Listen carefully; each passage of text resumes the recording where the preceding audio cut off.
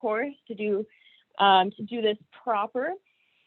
Just a little housekeeping, intros, overview, and then we're going to pass it off to Denise Maes, our public policy queen, because that's the best word. She's been with us a long time, helping us, not just us as ACLU, but this whole state pass really monumental legislation. So that's the exciting, juicy part of this, and we'll get to that first. But again, the housekeeping, this format in webinar, you're automatically muted, no video, which I personally find refreshing. But we are going to use the chat box so you can make comments there and, kind of a community feel. For example, if you are able, go ahead and throw in the chat box your name, pronouns, location, where you're coming from, like maybe you're on the Western Slope, maybe you're here in Denver, and then maybe what do you hope to learn today? It's really helpful for us, and it's fun. That same prompt is on your screen if you need a refresher. For questions specifically about what Denise is talking about the policy and that sort of thing, please use the Q&A box so we can see them there. That should be on your Zoom function. And then just one final thing to keep in mind is that we have a legislative advocacy training coming up on Wednesday, the 23rd in the evening. And so, you might be like, what's the committee? Where does this go? In that training, we'll get into the nitty gritty of how a bill becomes a law, and then how to track a bill, what news sources, and then more deep on what does it mean to advocate at the legislature and help support this policy work. Okay, so this I'm going to go through really quickly because we're gonna reverse, but this is a teaser. It's very exciting. But we can keep this slide. This one we can. This is, I've already said it, but our guest speaker today, and as always when it comes to our policy work, is Public Policy Director Denise Maes, who, if you've followed her work, you definitely know who she is, from the White House to the state capitol, and she's been here for 7 or 8 years, passing legislation, working with ragtag groups to make really good change for Colorado. So anyway, I'll pass it over to you, Denise. Thank you, Jen. Jen always does kind of an amazing job of setting stuff up. I really appreciate you, Jen. And I did want to apologize to Jen because I asked her like 5 minutes before to switch this up a little bit, only because I have an overlapping thing and I may have to dart out a little sooner than I had thought. Seeing a lot of wonderful names and familiar ones in the chat, and happy that you're all with us. One of the ways that I have done this legislative preview in the past is just to put our legislative priorities into the buckets of work that we focus on primarily. And I'm going to start out with smart justice, and we can go to the first slide, which we'll just start going through the bills in this fashion. So the first piece of legislation that we hope to champion that we think will be of fairly significance is a jail population management bill. What we noticed during COVID is that the jail population decreased dramatically. And we started to wonder why that was the case. And if you look at the chart there on your left, you will see to what degree the jail population did decrease. And in fact, from around April to about October, we saw jail population numbers that we had not seen since the 1990s. That prompted us to ask 2 questions. One, why were those people in jail to begin with? And secondly, what caused this and how can we keep this movement going? We did a lot of open records requests, conversations with sheriffs, et cetera. And what we discovered is that the sheriffs, recognizing that their jail would be a virus's delight, they needed to do something to decrease the population within the jail. And they basically put in place arrest standards. And those arrest standards said, these are certain crimes that you cannot arrest for, or you cannot bring them into the jail. You have to give them a citation and or a summons instead of arresting them. And it also said that there would be far more personal recognizance bonds, not money bond. And just real quickly, for some who may not know that, the personal recognizance bond, basically there's no money. You just say, I promise that I will show up for my next court date. And that's essentially what a PR bond is, as opposed to money bond. So this is a bill that will start in the Senate relatively early by our criminal justice champion, Senator Pete Lee. He's out of Colorado Springs, but a real champion for this sort of legislation. We have had lots of stakeholder meetings on this. The Sheriff's Association is neutral. We're hoping to get the district attorneys there. And so please watch for action that we may need on your part for this bill. Next slide. The next bill is called the 48-hour hearing bill, and you may have heard of this one before because frankly, this will be our third legislative session bringing this forward. When at first you don't succeed, you just try and try again. This bill actually did get out of the Senate last year, but because of COVID, it just simply died. So what we have done with this bill, or what is being proposed in this legislation, is that when you are arrested, you will get before a judge for your bond hearing within 48 hours of arrest. That requires Saturday and or Sunday courts. And what we have discovered during COVID is there's a lot of court hearings that are happening remotely. And as a result of that, this bill hopefully will be easier to implement than it has been in prior years. There has been resistance in the past from sheriffs because they have to transport individuals who are in the jail to the courtroom. There's been reluctance on the part of counties because it'll cost them more money to open up courthouses, have security there, et cetera, for an extra day of the week. But now, since most hearings are done virtually, these hearings can be done virtually, and that will save all of the logistical nightmares that counties and sheriffs and frankly, district attorneys had been resisting or thinking would be too much. This is a bill that will start in the House with Representatives Woodrow and Gonzalez Gutierrez. And we are pretty confident of this bill's ability to get across the finish line. The next bill, or next slide, excuse me. Jail phone calls transparency.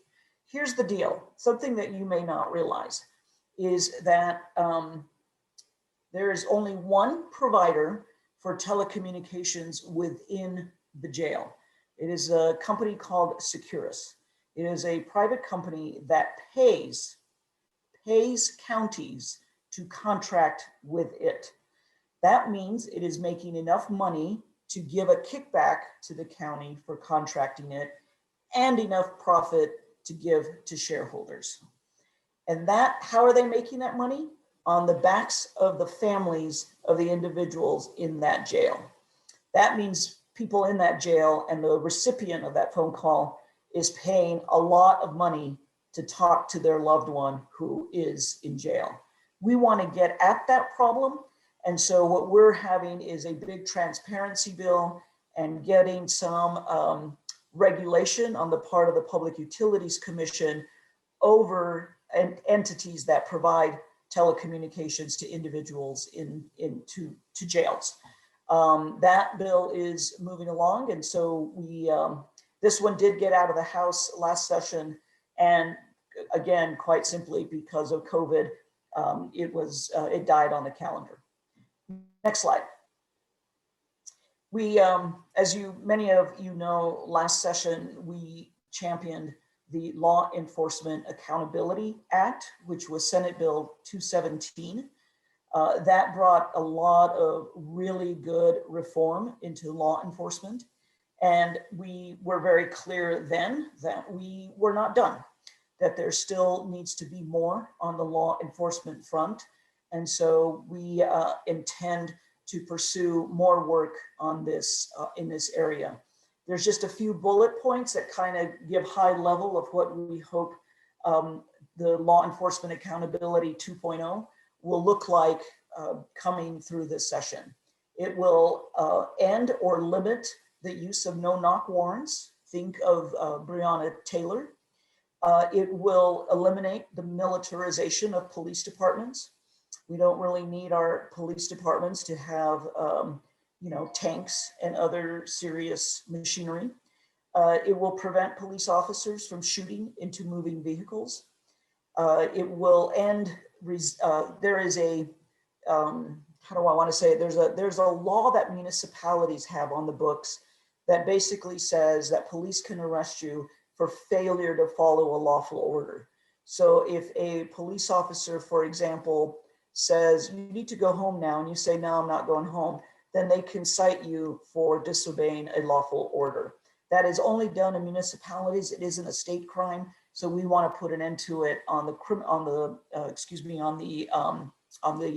municipal side, because there are far too many individuals that go to jail on that basis alone.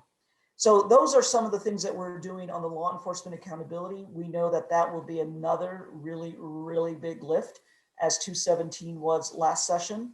And please stay tuned for work on that front. The next bill is something that folks might be familiar with. Ketamine was at the genesis of the death of Elijah McClain by Aurora police officers. Police do tend to use ketamine and other sedatives and hypnotics to bring down what might seem like an individual who is in some sort of excited delirium or resisting arrest too much, etc. Police will ask paramedics on the scene to inject folks with sedatives like ketamine. We are working with a really good, strong grassroots coalition of folks that want to restrict the use of such drugs, except for pain management and in limited doses and with consent. We're not leading on this bill, we're working in coalition, but I only bring it to people's attention primarily because of the notoriety and a lot of the press that has happened over the Elijah McClain murder. The next couple of slides, we'll go to this next one, is really focusing on our juvenile criminal justice work. Currently in state statute, we have the Department of Youth Services. It detains individuals, juveniles under the age of 18 for criminal behavior or alleged criminal behavior. And DYS, Department of Youth Services, now has a bed cap of 327, meaning they cannot detain 328 or any more than 327 individuals. What we discovered is during COVID that they really never went over the 175 mark. So what we want to do is cap the bed at 188 and say you can't go beyond 188. So the whole idea here, kind of like the jail management bill, is you really, if you have beds, you're going to be inclined to try to fill them. Since you haven't filled them during this COVID time, there really is no reason why you should want to fill them in the future. So we're going to reduce that bed cap. It hasn't been reduced for years by the state legislature, and it's time that we did it. It will also eliminate money bail for kids. I always think that, money bail, first of all, is kind of crazy for adults. Well, it's even crazier for kids. So we're going to eliminate the use of money bail for kids. We have found that it's only used in probably a handful of jurisdictions. Arapahoe County, for example, uses money bail for kids. So we're just going to eliminate it straight up front, and it will be hard, I think, for people to argue against that. We'll go to the next slide, which is our last criminal justice bill, and it is in the juvenile world. The sex offender registry here in Colorado is, let's just say it's messed up. You can do something that is considered a sex offense, and that's really a broad set of offenses, and that can get you on the sex offender registry for life. And there is beginning to be consensus that sort of lifetime punishment is harsh, even on adults. And there is even more consensus that it is even more harsh when it comes to offenses committed as a juvenile.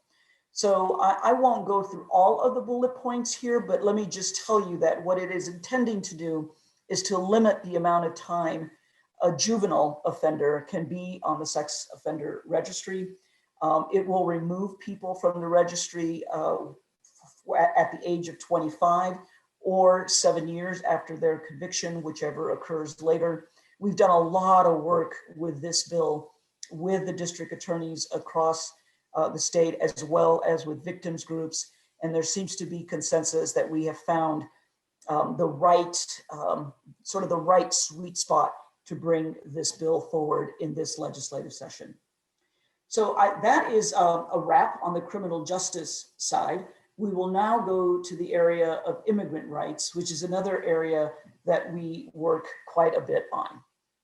The first immigrant rights bill, we are working very much with CIRC, who is the Colorado Immigrant Rights Coalition, to create an immigration legal defense fund.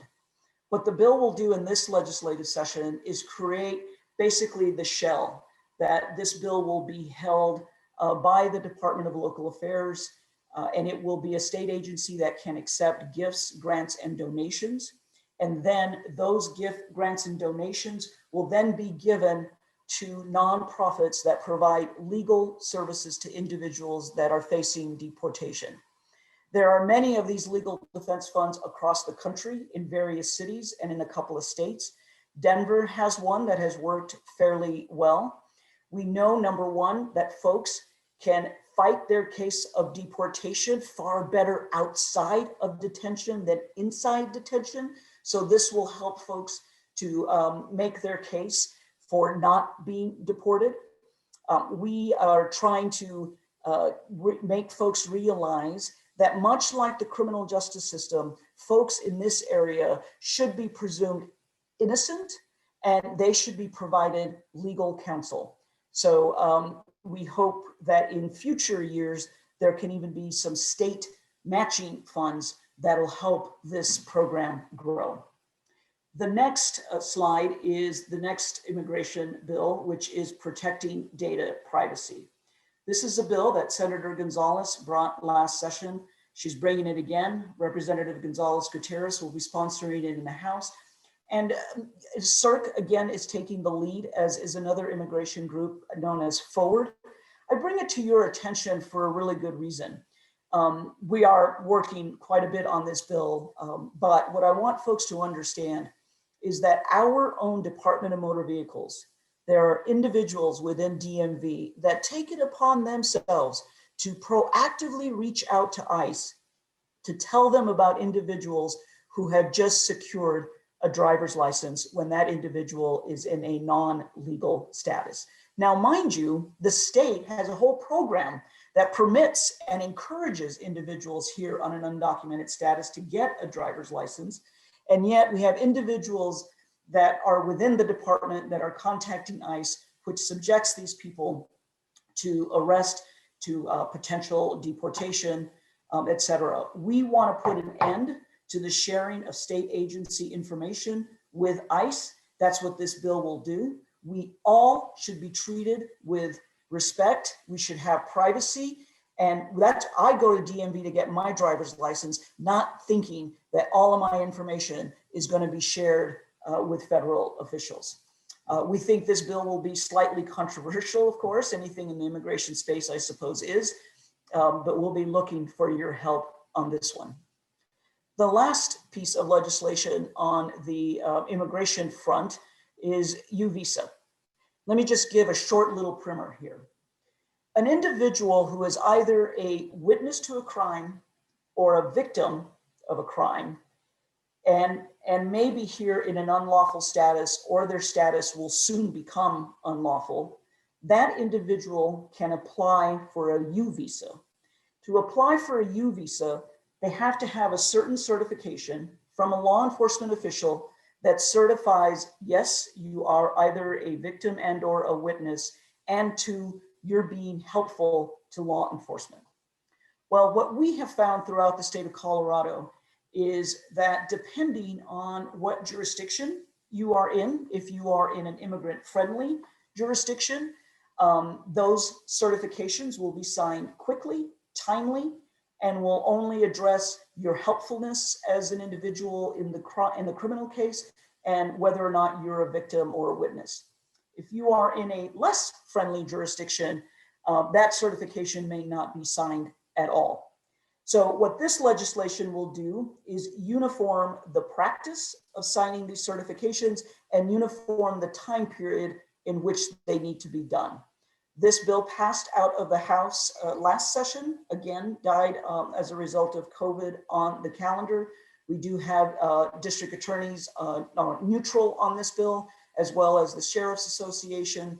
And in last year's session, law enforcement didn't play in this bill at all. So we're hopeful, fingers crossed, that we'll get this one over the finish line in this session. That finishes the immigration front of bills. We will next go to this other area. We've kind of grouped them all together because there's just one bill in all of these areas. So we'll go to the first slide in this group of bills. This is a First Amendment bill, essentially. There's two of them. The first bullet, what we noticed during some of the protests, primarily in Aurora over the summer, is that law enforcement would randomly call a particular protest gathering as an unlawful assembly. And that would give, of course, law enforcement the right to clear the protest. Well, we don't want law enforcement willy-nilly calling a First Amendment protest unlawful. So this will define an unlawful assembly as being something that really presents a danger for the community, for each other. And so the law enforcement won't be able to willy-nilly call a particular protest unlawful. There is also another bill here that Representative Cutter is particularly interested in, and there might be some folks in the crowd that are familiar with what was happening throughout the summer as well as in the days leading to the election. But homeowner associations have restrictions on the type of signs you can put in your own yard, in your own window, in your own balcony. And some of those restrictions clearly impede on First Amendment rights. You can't have a Black Lives Matter sign out. You can't have a pride flag. You can't have a Blue Lives Matter flag. And so we want to tell homeowners associations, please don't violate my First Amendment rights to free speech. And so this bill will do precisely that. Next slide. In the reproductive rights space, this is a bill that we are talking about and having some serious discussions with coalition partners in the repro space, and that is whether or not Colorado is at a point in time when it can affirmatively codify access to abortion and contraceptives. I think all of you are very well aware that for years and years and every year, we fight bills that try to restrict access to abortion at the state legislature. We have personhood initiatives on the ballot. We had 115 that says you can't get abortion after a certain period of time. Well, I want to say we're a little tired of that. It might be time for Colorado to be affirmative and to be bold and to say it's about time Colorado says you have a fundamental right to abortion and to reproductive health care generally. Next slide. Privacy. One of the bills that Representative Alex Valdez from Denver he's a little frustrated with facial recognition and voice recognition, and I think a lot of us are. And so we want to prohibit the use of facial recognition technology by public entities. I don't know if some of you may have seen a really extensive article in the Denver Post where it was discovered, it's again our nice and wonderful Department of Motor Vehicles. When you go in and they take your photo for your driver's license, they actually use facial recognition technology.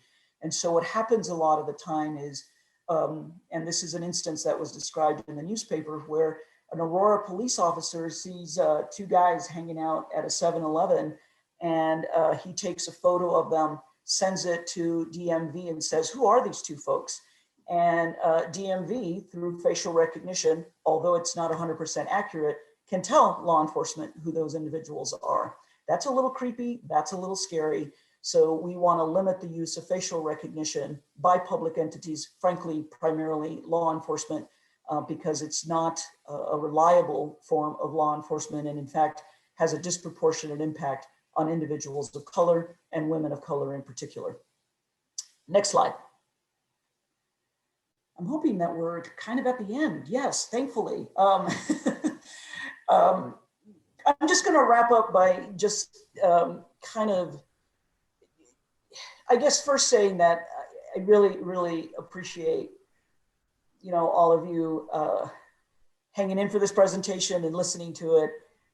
I say a lot in many different spaces how super important our legislative agenda is every year as we try to advance really justice and equity in a lot of different spaces. We always need your help to do it. One of my famous lines is, if you go alone, you're not going to go far. But if we do things together, we're going to go real far, and we're going to get a lot done. And that's what I'm hoping that you'll be super helpful with. Thank you for your attention. And I can look at questions in the chat. If that's the best way to go. You tell me, Jen, what's next in line? I was going to read them to you, Denise. Oh, okay, cool. Max asked, how does this function if children are tried as adults? And I think this is the juvenile,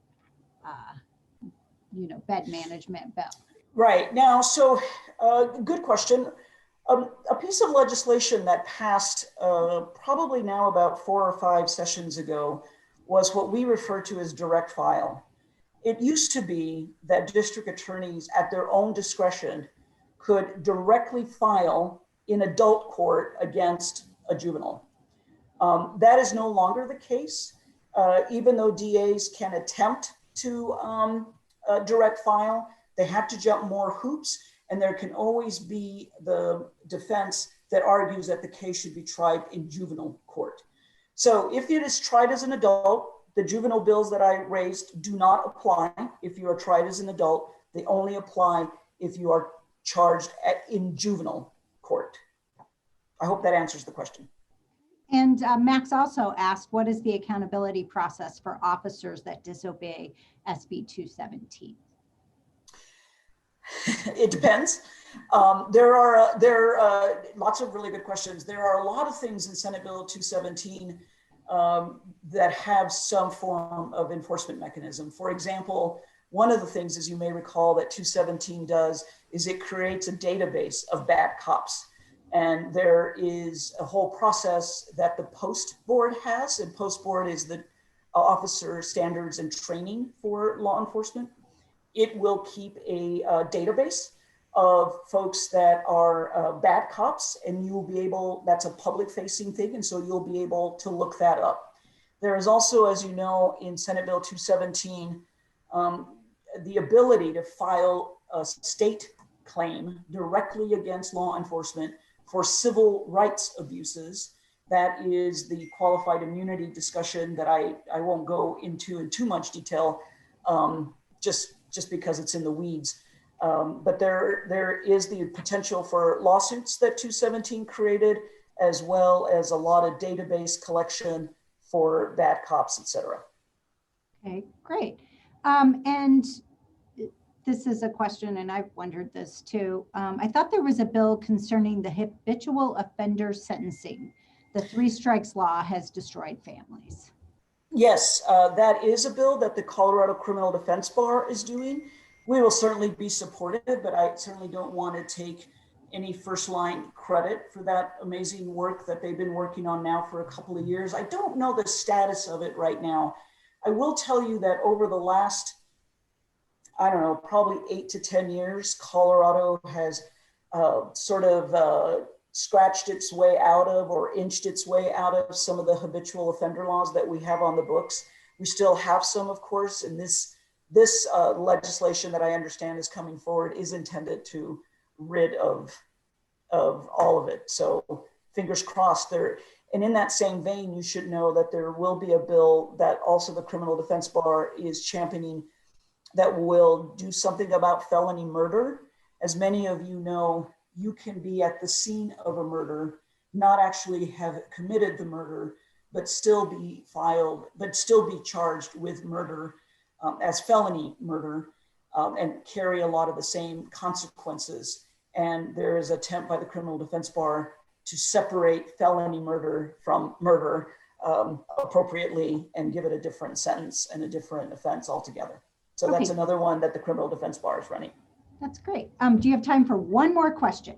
I certainly do. Just keep them coming, Delana. Keep them coming. Are we partnering with any of the disability organizations regarding the sex offender bill? So I don't know just yet. Very good question. I have not, I don't know yet. I'm just going to say I don't know, not as of yet, but we certainly can. The bill, we're not sure when that will be filed, but what typically happens is in doing our outreach, and we're doing this bill incidentally with the public defender's office. So we will undoubtedly, when we start to put out our fact sheet, we'll try to get a whole bunch of folks on board, you know, as either to testify or, you know, to otherwise join the fact sheet as being in support. We have worked a lot with the disability community on our jail bills and the jail phone call bills. And that community, of course, has been super, super helpful in the criminal justice space. So I would hope that we would obviously include them if they are so interested. All right, last question for you, Denise, and we'll let you get on your way. This is the question we all ask. What is the likelihood of these bills passing, and which ones are you going to need more help or less help on? Well, you know, I don't like to lose. And so, you know, we remain hopeful, of course, that all of these bills will pass. And I will tell you that, honestly, by and large, the majority of these bills, we've done a lot of stakeholding already and either have folks to neutral or know that we'll never get them there. But we've worked really hard. I'm going to say at the beginning of developing our legislative agenda, we thought the jail population bill was going to be our hardest lift. But, you know, then we started working with the sheriffs and they came on board. We were worried about the sex offender registry bill with juveniles, but now the DAs are on board with that. And it's not because, and I want folks to understand, it's not because the bills are so watered down that they do nothing. Quite the contrary. These bills will have an impact. And so I think the hardest ones of that I have listed for you are those that impact law enforcement. I think the 217 2.0 will probably have to do something about limiting no-knock raids as opposed to abolishing them altogether. Or we may have to do something about limiting some of that bill. But you know, just like 217 last session, we did concede some things. The bill sponsors conceded some things, but it still remained a bill that we could be proud of and stand behind. So all of these bills, I guess, bottom line is they will pass, and hold me to it and keep me accountable, number one. And number two, we may have to make concessions, but trust me, we at the ACLU are not going to concede just so we pass something. We'd rather not pass anything at all than to pass something that is BS. So those are the two commitments I can make for sure.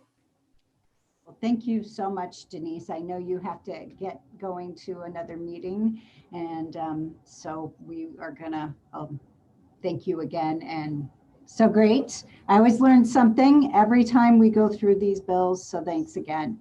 And we'll bring Jen back on to take it over from here. Thank you, everybody. Thank you very much. Thanks, Bob. All right. Well, thank you, everyone. Now that we're actually going to go backwards on this PowerPoint, and we're also getting a couple of questions about, you know, where print out summaries of these bills, we are recording this, so you will definitely get this recording. And it's actually a great question to transition to kind of the advocacy portion of today's event, because you just heard about all of this exciting work. Those of you who know Denise and this organization know that we do an excellent job of working hard and behind the scenes and under the dome at the Capitol passing things. But that doesn't negate the fact that passing legislation is part of a democratic process, and these are our publicly elected officials, right? We just did so much work over the last 4 years, especially the last year around elections, making sure people could get fairly elected so we could be fairly represented. And so now it's time for the other phase of that work, is to make sure that politicians still remember us and that they're held accountable to the promises that they made. And I'll give a quick example of why it's so important to have the public advocacy and legislative advocacy portion of our policy work. For example, in 2018, it was the first time in Colorado that we had, after that election, a Democratic-controlled executive branch and legislative branch, so Senate and House. So everyone assumed that something like the death penalty would just pass. No, and we saw that was definitely not the case during the 2019 legislative session. What we heard from ostensibly progressive representatives was that they didn't hear from their constituents. They were just hearing from the opposition. So they didn't feel like they could vote for it because they didn't have that engagement to support them in making that decision to abolish the death penalty. So we said, okay, we see you, we hear you. We came back in 2020, worked on a campaign building education, working with community partners, directly impacted people all through that summer. And then came legislative session of 2020, and we were ready to go with a campaign, ready to have activists make phone calls, emails, letter writing, lobby directly to politicians, talk to media. And guess what? Right before the pandemic happened, we managed to abolish the death penalty. And that's a large V, because this has been something people have been working on for decades. But again, there's a real importance to public advocacy or legislative advocacy during legislative session. It really is what pushes things over the edge and gets us closer to our goals. So what does that look like? What are our tactics? How do we actually help pass this legislation? Contacting your legislators. It's really important to contact your legislators on the state level, because when you send an email or make a phone call or even send a letter by USPS, it is required that those are counted and tallied. All of those things. So if I was Senator Simano and the death penalty bill was up, all the communications I receive that are either for or against that bill are recorded and logged and kept, to the point where someone else in the state legislature could audit me. If I was saying no one wants to pass this bill, someone could say, prove it. And I would have to show them all of my for and against email. So I know sometimes contacting your legislator can feel like you're not doing enough, but it's very important, especially on the state level, legislative advocacy. And then the second one is kind of storytelling, submitting testimony. In Colorado, the public has a right to testify on bills when they get into committee, which we'll talk about more in our legislative advocacy training in a couple of weeks. Another way that you can help us pass these bills is through building your own advocacy skills, right? Learning about how does the state legislature work? What are committees? How do I get involved? How do I testify? Building your skills. And then deepening your understanding of the issues we're working on through educational webinars. Especially, we could put on really robust series, and we have one coming up that Julian will talk about. The second to last one, bring others into the work. This is huge, especially during legislative session. We might need, really need you to call on your neighbors to bring attention to a bill we're trying to pass. And you might be living in the key geographical location. This sounds trite, bring others into the work, but it's very strategic and necessary, especially when we're doing local advocacy. And then we have grassroots outreach, things that some people are probably very familiar with phone and text banking, spreading the word, putting up pressure to really pass those bills. And I know someone in the comments had said, watch out for those last minute bills or those ones that you don't expect, that all of a sudden we need to do a lot of legislative advocacy around. There's a really fast pace to legislative session. So let's also, just for a little bit more context, talk about what does it mean when we say legislative advocacy. This is doing advocacy at the state capitol during our legislative session. And it's helpful to distinguish it just because if you do activism or if you follow this work, you know, you might follow your city council, you might be interested in your county commissioner, maybe a lot of what you do or consume is on the federal level of federal politics. I mean, we know there's an impeachment going on right now.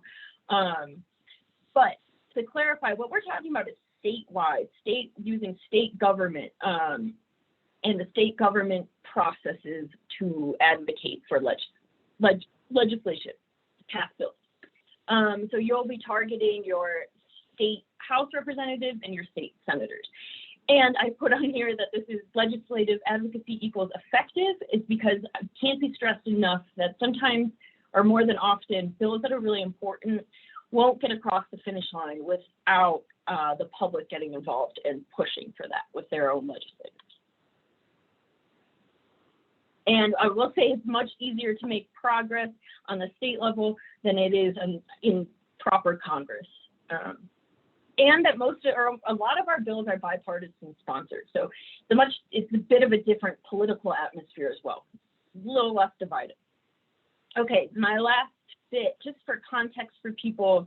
So this is a breakdown of the Colorado General Assembly, and you can see that the state Senate and state House have Democrat majorities. But once again, that doesn't necessarily mean all these bills will pass easily.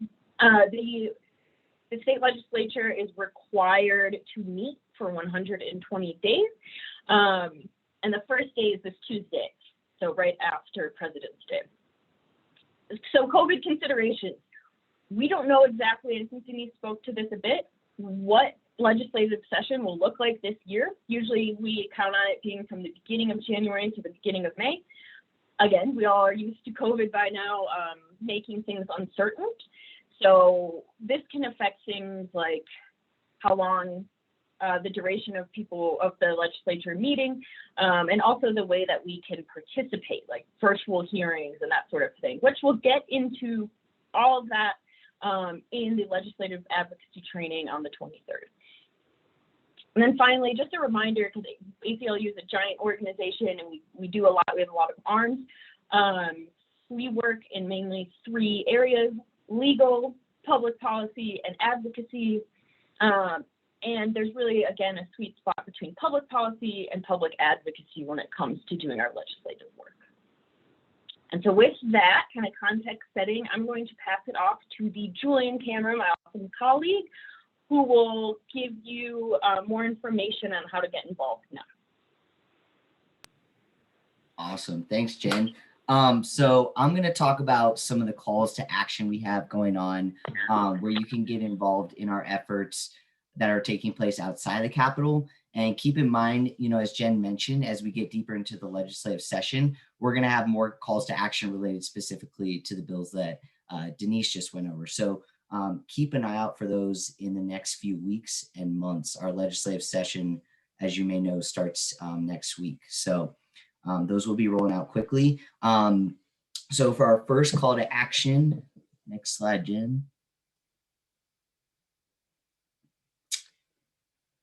So this is a great one that I recommend for everyone who wants to really explore the democratic process of policy making and how a bill becomes law. So on February 23rd, we're offering a training where we're going to really dive into the nitty-gritty of how a bill becomes law, how to get involved, including how to follow bills and your right to testify and meet with your legislator. And we'll send out a link for that. And also, if you're looking for any kind of presentation like that, feel free to contact me. My email's right there. We're happy to do training like that for your specific community or group. We'll go to the next slide. So Bring Our Neighbors Home webinar series. Here we have multiple opportunities to learn about our advocacy efforts to decarcerate people from jails, prison, and immigration detention centers. You know, not just in the times of COVID where it's extremely dangerous and unnecessary for people to be confined to a cell, you know, when they're medically vulnerable, they've served their time, they've, you know, migrated here to be with family, or, you know, simply they're legally innocent because they don't have, and they don't have the money to pay bond to get out of jail. But we're also diving into the intersectionality of mass incarceration and looking at why we're locking people in cages at such high rates. And so we'll send links for these webinars. You know, we're going to cover jail decarceration, immigration detention, juvenile detention, and reproductive rights. And I believe Cass is dropping links in the chat, but if not, they'll come in an email. For Senator Hickenlooper, most of you may have heard last week Hickenlooper casted a non-binding vote to deny stimulus payments to undocumented residents. You know, besides the fact that immigrants make up over 19.8 million of our essential workers, these are human beings. We're in the middle of a deadly pandemic. So his vote was just completely unnecessary and just flat out a slap in the face, especially for those who supported him on the notion that he was going to advocate for immigrants, you know, who endured, you know, violent policies after policies over the past 4 years.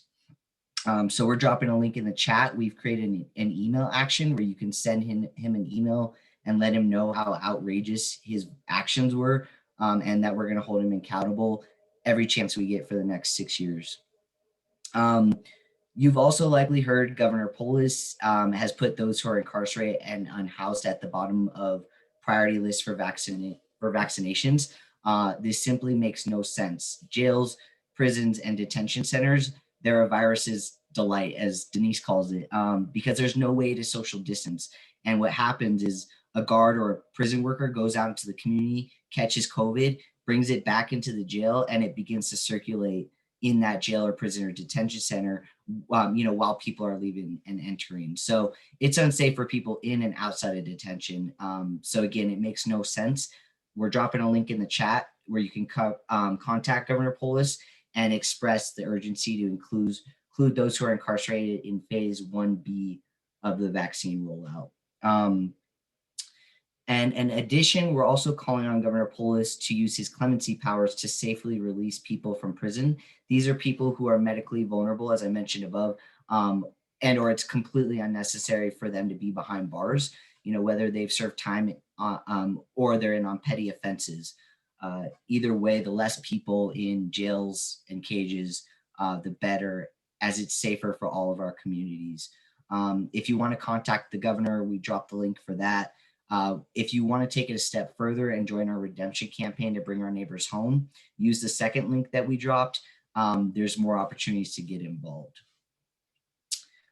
So again, yeah, keep those, you know, keep some of these actions in mind and just be on the lookout for some more things that we'll have coming up. But again, it takes all of us, and we're just super happy to have our awesome activists who have already been getting involved in all of this and are ready to support some of our policies that we're working on this session.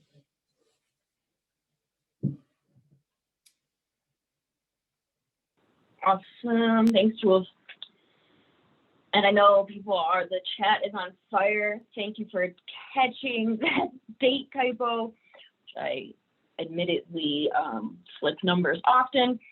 The legislative advocacy training will be Wednesday, February 24th at 5 p.m.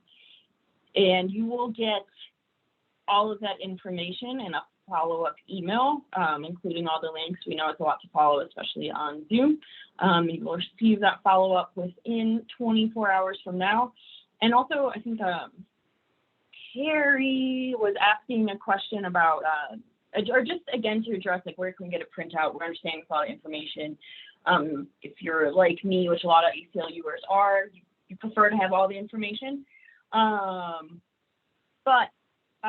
Which I do too. So there will be a lot more information given than just what's here.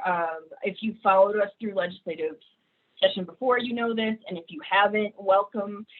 We like to send out a lot of fact sheets a lot of updates on what we're doing, and that's mainly done through email. Another good way to follow our work is through Twitter. But really, Julian and I are here for you. We kind of like to link, the community into our work, into our passing policy. So we're here for you for questions, anything like that. And I did want to push again, if you're involved with a community group or even just a friend group of pro-civil liberties folks, we're happy to do like a legislative preview and overview for them as well. Just let us know. And let's see if there's one more question here. Okay, it's answered. Yeah, and if those are all the questions, then we will close and give you 5 minutes of your day back. And thank you so much for joining us. We really, really cannot pass these without you. And passing these on the state level impacts national trends, and it also helps impact our local level and push them to do more and do better. So thank you, everyone. All right, if there's no more questions, we're going to go ahead and shut it down for today. But I do want to point out our website also has a legislative database on it where you can track not only the priority bills you heard about today, but bills that ACLU has just taken a position on, whether we support, oppose, or are just monitoring the bill. So again, thank you so much, and we hope to see you at a future webinar.